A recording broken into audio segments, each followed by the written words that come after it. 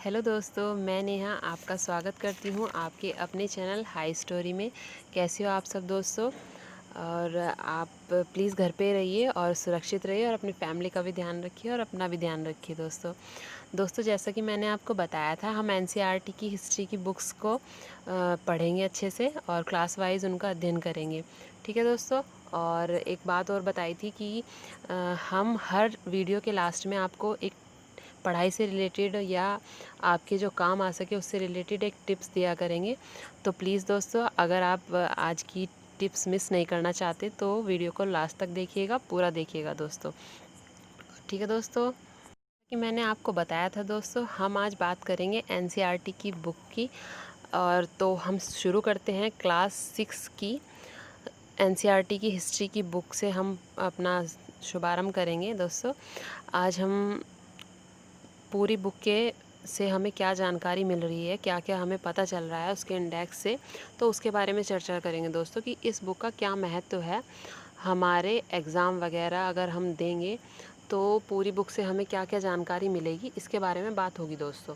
तो ये देखिए, इस बुक क्लास 6 के एनसीईआरटी का बुक का जो ये है इंडेक्स है दोस्तों, और इसमें जो है टॉपिक हैं आपके 12। ठीक है दोस्तों।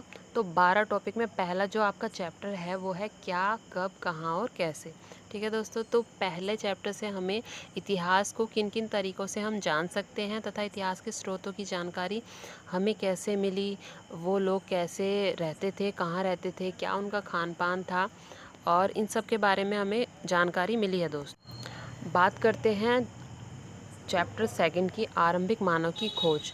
तो ये है पाषाण काल से रिलेटेड कि पत्थरों की खोज से इंसान की खोज कैसे हुई, और उसके बारे में जो जो जानकारी इंसान ने प्राप्त की है आज, वो सब इसमें पढ़ेंगे हम कि पाषाण काल में क्या क्या हुआ, किस तरीके से इंसान शिकार करता करता आग की खोज तक पहुंच गया और उसने इतना डेवलपमेंट किया।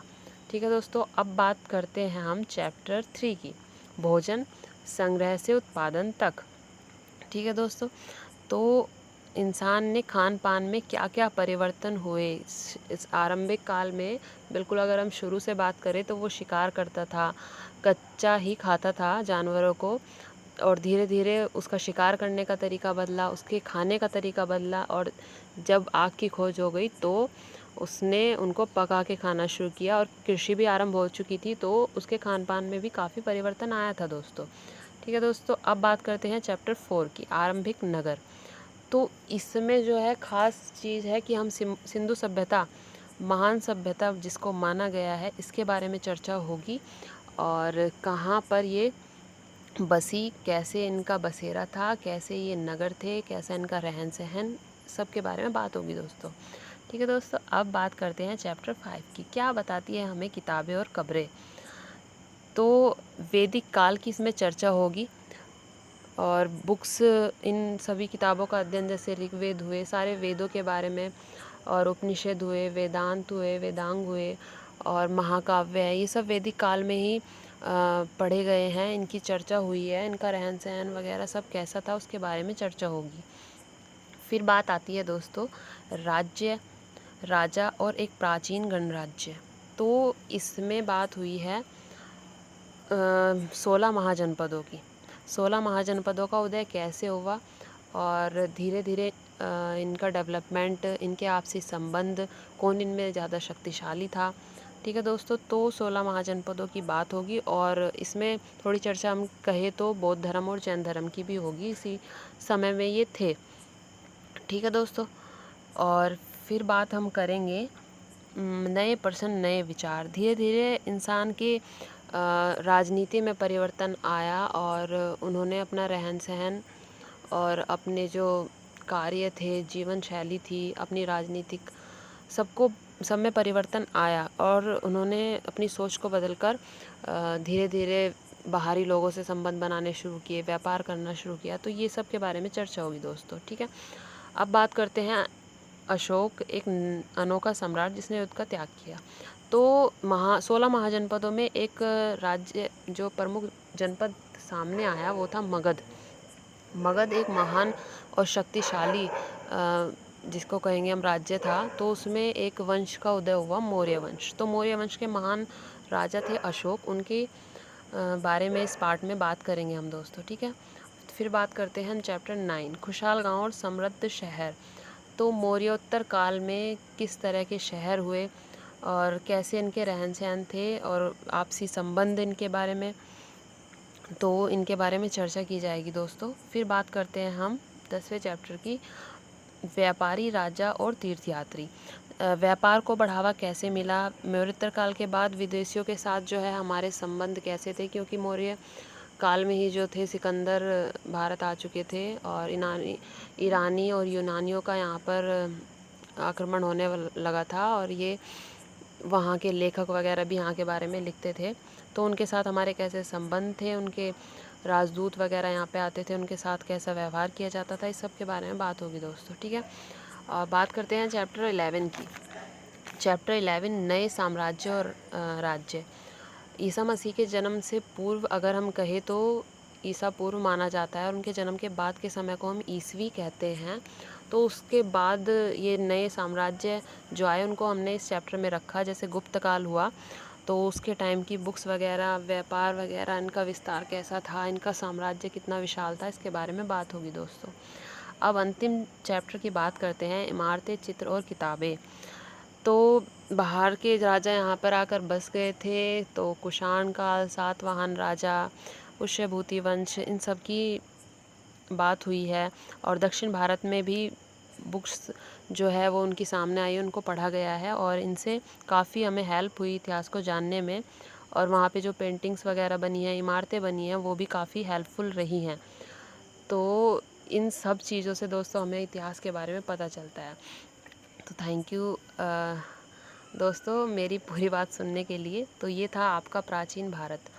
तो इसमें ये हमारा प्राचीन भारत हो गया दोस्तों, ठीक है।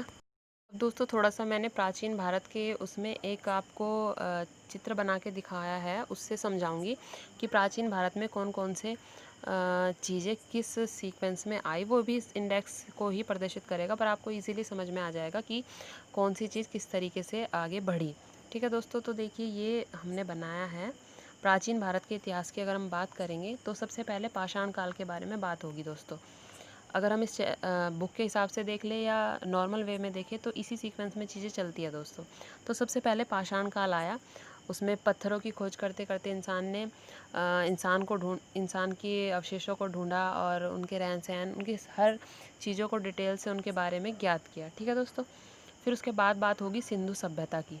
तो वो पाषाण काल से सब मतलब डेवलप होने के बाद सिंधु सभ्यता की बात हुई। वहाँ का कितना परिवर्तन हो चुका था और नगर कैसे थे, खान पान में क्या परिवर्तन आया, रहन सहन कैसा हुआ, उनका एरिया कैसा था, इस सब के बारे में बात हुई सिंधु सभ्यता में। फिर उसके बाद आएगा टाइम जो है वो है वैदिक पीरियड, वैदिक काल। तो वैदिक काल में चर्चा होगी सभी ग्रंथों के बारे में, किताबों के बारे में, ठीक है दोस्तों। वैदिक काल में ये महाकाव्य हमारे हुए, वेद हुए, उपनिषद, अरण्य, वेदांत, इन सब के बारे में चर्चा की जाएगी। फिर उसके बाद सीक्वेंस में आते हैं हमारे 16 महाजनपद। 16 महाजनपद का उदय कैसे हुआ और ये कितने डेवलप हुए, इनमें कौन ज़्यादा शक्तिशाली था और कौन समाप्त होते चले गए, और इनके टाइम पे बाहरी आक्रमण हुए। और बौद्ध धर्म और जैन धर्म का भी उदय इसी टाइम पे हुआ था दोस्तों। ताकि और इनके बारे में थोड़ा कम दिया है शायद इस किताब में, बट महाजनपद के बारे में दिया गया है। फिर बात करेंगे महाजनपद के बाद जो शक्तिशाली सामने राज्य हमारे आया साम्राज्य, वो था मौर्य साम्राज्य।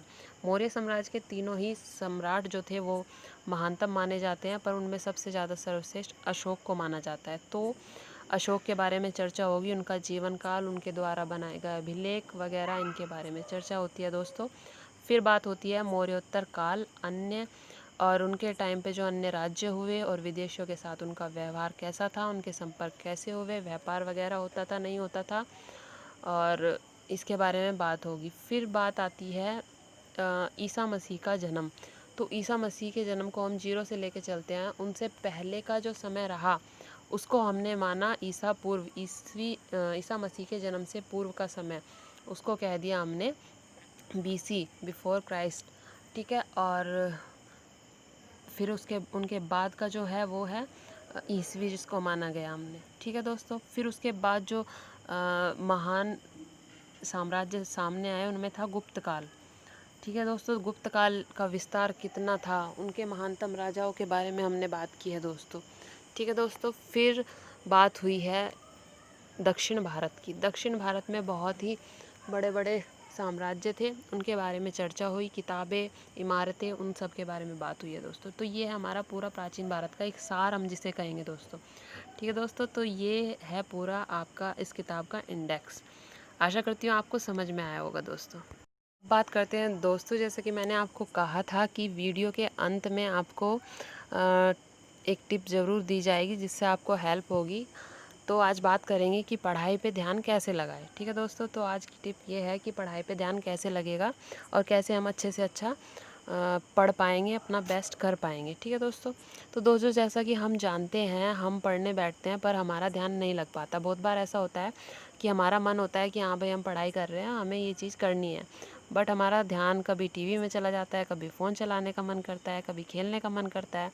तो जो मन है हमारा पढ़ाई पर ध्यान जो है वो एकाग्र नहीं हो पाता। तो इसका हमारी पढ़ाई पर, हमारे जीवन पर बुरा प्रभाव पड़ता है। हम बहुत बार चाहते हैं कि ऐसा ना हो पर हम नहीं कर पाते। मान लो कोई भी काम हम स्टार्ट करना चाह रहे हैं, तो हमें क्या करना होगा दोस्तों? सबसे पहले हमें खुद से 3 सवाल पूछने होंगे। तो वो 3 सवाल होंगे कि मैं ये कर क्यों रहा हूँ? इसका परिणाम क्या हो सकता है? और इसे करने से मुझे सफलता मिल पाएगी या नहीं? मतलब हम किसी भी काम को करेंगे दोस्तों, तो हमें खुद से यही सवाल पूछने हैं कि अगर मैं पढ़ाई कर रहा हूँ तो क्यों कर रहा हूँ?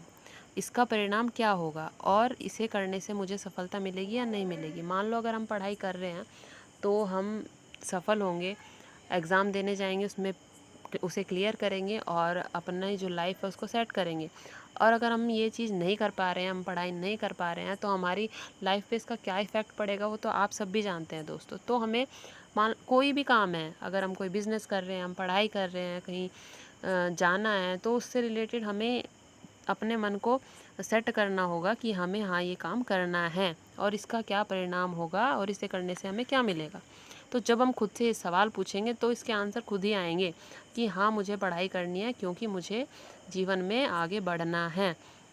ठीक है दोस्तों, जब खुद के अंदर से ये आंसर आने लगेंगे कि हाँ मुझे ये करना है, तो हमारा मन एकाग्र होगा। ठीक है दोस्तों, तो पढ़ाई करने से हमें क्या फ़ायदा होगा ये हमारे दिमाग को समझ आ जाएगा और वो शांत होके हम पढ़ेंगे और हमें चीज़ें समझ में भी आने लगेंगी। तो दोस्तों आज की टिप्स आपको कैसी लगी? आप कमेंट करके प्लीज़ बताइएगा। और आज की हमने ये बात कर ली, तो दोस्तों मैं आशा करती हूँ कि मेरा पढ़ाया हुआ आपको समझ में आया होगा, अगर और आपको मेरी इस वीडियो से हेल्प भी होगी, मैं आशा करूँगी दोस्तों। और थैंक यू सो मच दोस्तों मेरी वीडियो को पूरा देखने के लिए। आपका प्यार मुझे इसी तरह मिलता रहेगा तो मैं भी आगे बेस्ट से बेस्ट करूँगी और आपकी हेल्प करना ही मेरा मेन मोटिव है। आपको हेल्प करना, आपकी पढ़ाई में हेल्प करना, आपके जीवन में थोड़ी सी भी अगर मैं मदद करूँ तो बहुत ही अच्छा समझूंगी, फ़ील होगा मुझे भी।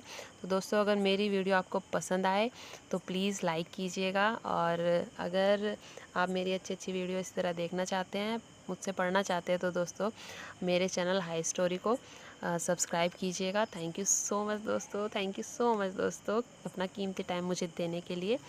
और मिलते हैं दोस्तों अगली वीडियो में। बाय बाय दोस्तों।